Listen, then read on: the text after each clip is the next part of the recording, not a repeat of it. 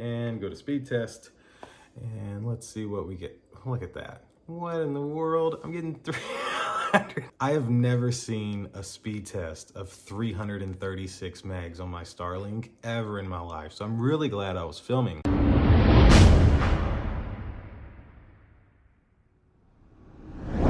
All right, guys, today is, it's Friday, January 10th, and we're about to get a massive snowstorm. Well, supposedly.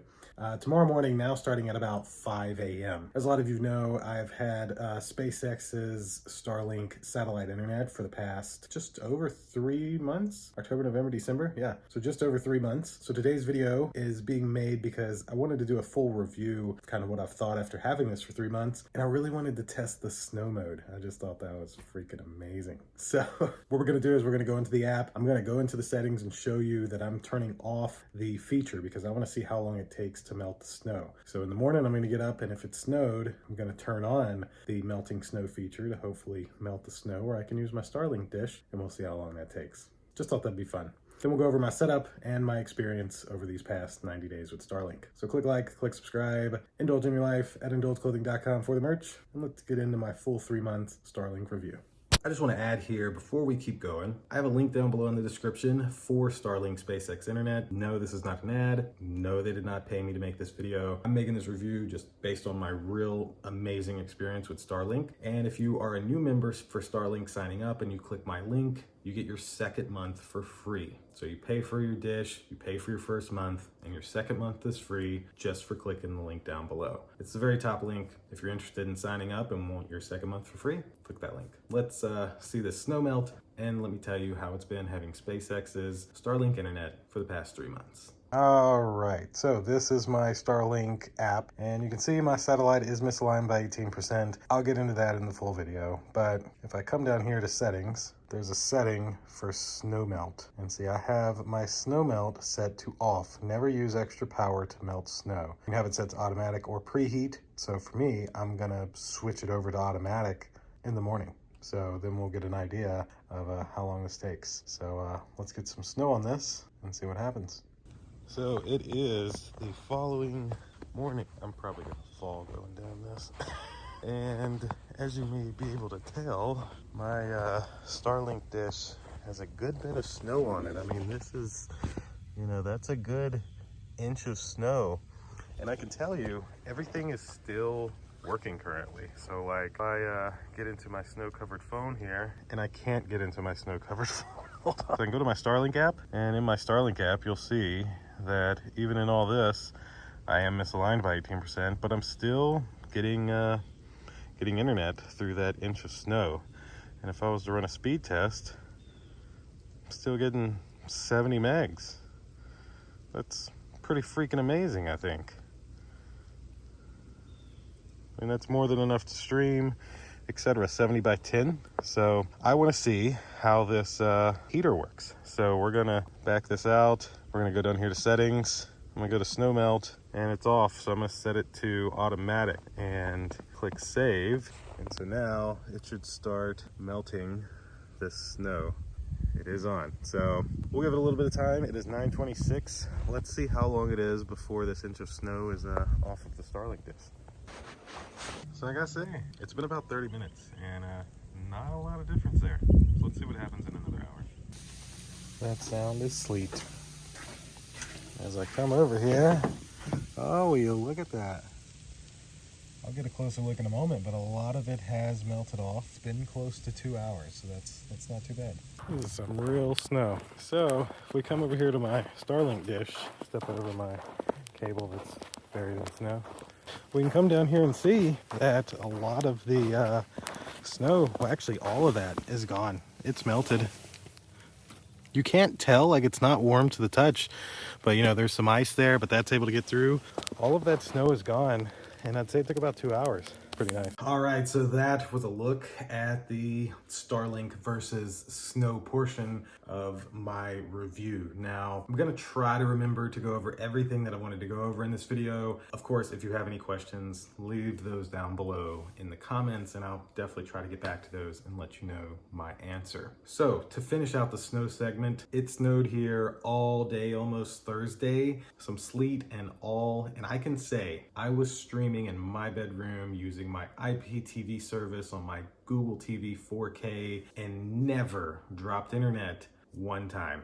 That includes in the morning where I had the heating feature off so that the snow could build up. Never dropped internet, never even really seemed to get slow. And here's another speed test that I had ran showing another 70 megs with not even full Wi-Fi signal from my router. So that's a whole nother thing in its own. So at the end of the day, the snow melt feature worked phenomenal. It was off and melted the snow in 2 hours. Had it been set to automatic, the snow would have never even built up on it. Now, if you notice in the app, my Starlink dish shows that it's misaligned by 17%. There's a couple of reasons for this. A, the location that I have to put my Starlink dish is limited because of HOA rules here where I live at. They really want my Starlink dish only on the back porch, facing not the road, if that makes sense. Problem with that is I need the sky to be able to get my internet, and well, out that way there's a bunch of trees. So that's why my dish is ran and kind of just set on the ground and angled in the open field area there so that it's able to be in an area where it's very, very wide open and there's no trees. Ideally, you want your Starlink dish to be on a mount up higher,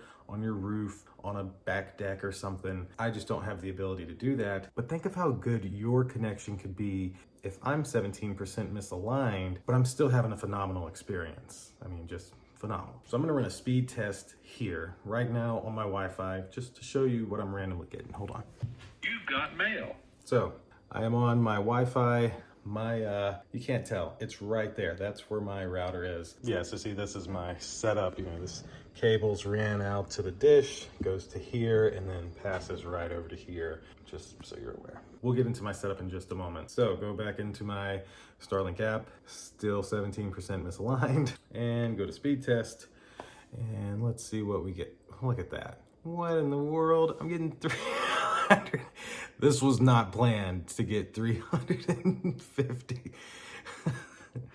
I have never seen a speed test of 336 megs on my Starlink ever in my life. So I'm really glad I was filming. I got a 32 millisecond latency and a 13 meg upload. This is the best speed test I've ever ran, and I happen to be running it for this video. Like I said, on Wi-Fi, literally a few feet away. Now, to go over my setup, I did come across two issues, which I mentioned in a previous video, but I want to bring them up again. So for whatever reason, on Starlink's router that's included with the dish, it gives you, it's like a router whole combo. Everything you need is right there. Once you buy the dish, you don't need anything else for internet. I could not use AirDrop from my MacBook to my iMac, my iPhone to my MacBook, iPhone to iMac, nothing. For whatever reason, it would not work at all. So I also had a problem with my Plex server. I think that's because they have some ports blocked so that way I'm not trying to use the satellite internet to stream a 1080p movie away from my house. I can kind of understand that. So that's a limitation you may want to think about if you're looking to switch to Starlink, but you have some kind of Plex server or something like that set up. Side note, it works perfectly fine internally. So I can watch stuff in my room all day, no problems. I just can't stream my Plex server outside of my house like I could when I had, Xfinity. So what I did to fix those problems was I installed my Google Nest Wi-Fi Pro system that I had before, which is a Wi-Fi 6E system. So I went through the process of putting my Starlink router into bypass mode, to where basically it takes the satellite hits the dish is connected to the modem, and then just passes it right through into my Google Nest Pro system that gives out my Wi-Fi connection. You can set it up either way. I only did this bypass thing due to the issues I ran into with the regular Starlink modem. If you're not using Plex, you're not using AirDrop, probably could just use their included Starlink router. Totally up to you. Also, as a side note, I can't download NZB files. Those seem to be completely blocked. Haven't tried torrents, but I'm thinking it'd be the same way. They're probably trying to block some of these sites that are gonna put a whole ton of stress on the Starlink system, because Starlink's kind of made to give people in really rural areas internet access, but I mean, they don't kind of need torrents. They don't need NZB files. They don't really need to be streaming outside of their house. They're in the middle of nowhere. They just need to be able to have good, reliable, fast internet. Now, I'm a little bit of a gamer, and I can say occasionally I'll get some lag. You know, clouds can cause that. Many things can cause some lag in a satellite internet setup. So I don't really think much about it. I can say that 98.5% of the time, which is a lot, it works perfectly fine. I mean, I can sit there and game. I've did Fortnite, Call of Duty, no problems whatsoever, other than those just random times. And I go to like pick up a weapon and I don't pick it up. And then next thing you know, boom, I got the weapon, and then everything's fine. And that's, it'll literally be that 1 or 2 second glitch. I can also say that I'm an avid streamer. I switched to Sling TV way back in 2015. I've been streaming for 10 years. Holy crap. So that's how I watch everything. I have an IPTV service that, normally can be laggy depending on their servers. I watch hours and hours of TV, never have a problem. From A&E TV to MTV to NFL football games, it just works. I mean, it works. I can't recall it ever even going out in a thunderstorm, like of course happens with, DirecTV and all that stuff when you're trying to watch regular TV. I don't remember my internet going out in a storm. It didn't go out in the snow. I think the best way to describe Starlink is that 99.8% of the time, it's absolutely perfect and absolutely flawless. And if you're in an area where you can only get satellite internet, this is your best and only option. If you're in an area where you only have DSL, which is what I ran into, it's gonna be a million times better than DSL at the end of the day. Another really cool feature is whenever the power's out, which we had this happen once, I can plug my modem and router into a battery backup and still have internet. Since it's not connected to the road, it doesn't matter that the power's out in my whole area. As long as I can power that router from Starlink, and in my case, my own Nest Wi-Fi Pro system, then I can get internet access. Pretty freaking amazing. I've had this set up since September 22nd.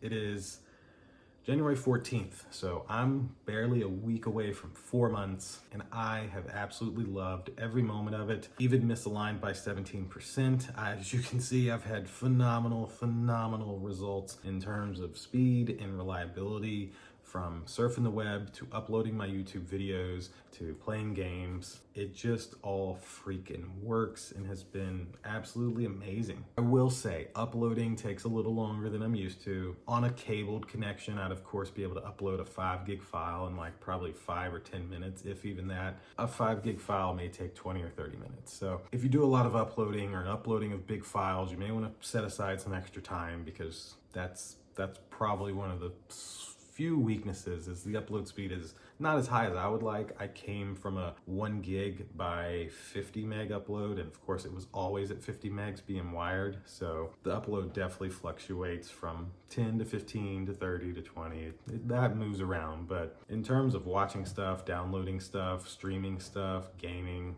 phenomenal. 2 thumbs up. Wouldn't change anything. So that's my review of Starlink after having it for almost 4 months at this point, and a little look of the snow mode feature, which is pretty freaking amazing. I, of course, have a link down below in my description for Starlink SpaceX Internet. I'm in no way being paid. This is not an ad. This is me, a real user, just experiencing and telling you what I've experienced. So if you click that link down below, it ends up giving you your 2nd month for free when you sign up. You have to be a new Starlink user. So if you click that link and then you buy your dish and sign up for your service, your 2nd month will be free just for clicking my link. I think that'll do it. Thank you all for watching. I will see you in the next video. Click like, click subscribe, indulge in your life at indulgeclothing.com for the merch. Deuces.